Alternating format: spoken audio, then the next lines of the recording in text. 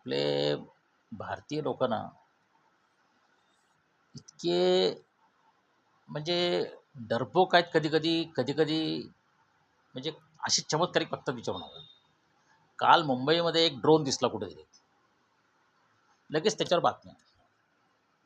लगेच मुंबईला सुरक्षेचा धोका 26/11 होणार का? लगेच मंत्रिमंडळाची तातडीची बैठक.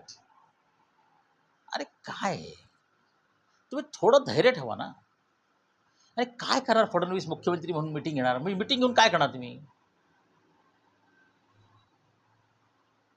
हल्ल्याला तोंड कसं द्यायचं ह्याचं लोकांना ट्रेनिंग दिलं पाहिजे, की कुठे ड्रोननी जर बॉम्ब टाकला तर काय करायचं?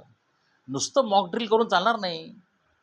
लोकांना हे कंपल्सरी करायला लागेल म्हणून मी फार वर्षापासून सांगतोय. म्हणजे मी 96 साली साहित्य संमेलन जे होतं, मंडळाचं, ते जेरुसलेमला होतं, तेल अवीवमध्ये, जेरुसलेममध्ये. त्याचे शरद पवार अध्यक्ष होते आणि मनोज जोशी उपाध्यक्ष होते आणि मला खास आमंत्रण होतं. माझा पासपोर्ट, व्हिसा सगळा रेडी झाला होता. 96ची गोष्ट आहे. इस्रायल एम्बसीने मला परमिशन दिली आणि मला जायचं होतं इस्रायलला. 3 दिवस मी तिथे राहणार होतो. नंतर मी 1 महिना कंटिन्यू करणार होतो. मला पाहायचं होतं की इस्रायलमधल्या तरुण-तरुणींना लष्करी प्रशिक्षण कसं देतात.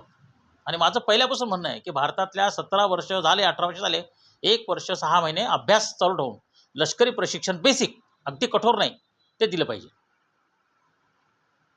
शस्त्रांचं शिक्षण द्यायची गरज नाही. लष्करी प्रशिक्षणामध्ये खूप गोष्टी येतात. एखाद्या ठिकाणी बॉम्बस्फोट झाला तर कसं काय करायचं? अशा गोष्टी घडल्या तर कशा करायच्या? मिसइन्फॉर्मेशनला कसं हँडल करायचं? आपला समाज इतका भोंगळ, इतका गोंधळलेला, बेशिस्त, कोणी काही अफवेवर विश्वास ठेवणारा आणि त्यात परत मुंबईच्या लोकांचा काही विचारू नका. आता काल मुंबईत हे ड्रोन बघितलं ना, की मुंबईच्या माणसाला जो विचार टॅक्सीवर क्या हो गया? अरे वो ड्रोन देखा आसमान में, लफड़ा कुछ कुछ लफड़ा कर रहा है पाकिस्तान. पाकिस्तान मुंबई में कुछ लफड़ा करेगा असं लग रहा है. बस ते त्याचं त्याचं आणि परत ना ते मुंबईचे लोक बघतील, फोटो व्हिडिओ काढतील. मुंबईमध्ये पूर जरी आला ना, क्या हो गया? अरे वो बँड्रा में बैंडस्टैंड में बहुत पानी आ गया उधर. मैं उधर गया था टेक्निकली. ते मुंबईचे लोक फार कॅज्युअल असतात. बॉम्बस्फोट झाला, काय झालं तर ते ते ते त्याच्या धुंदीमध्ये असतात ते लोक.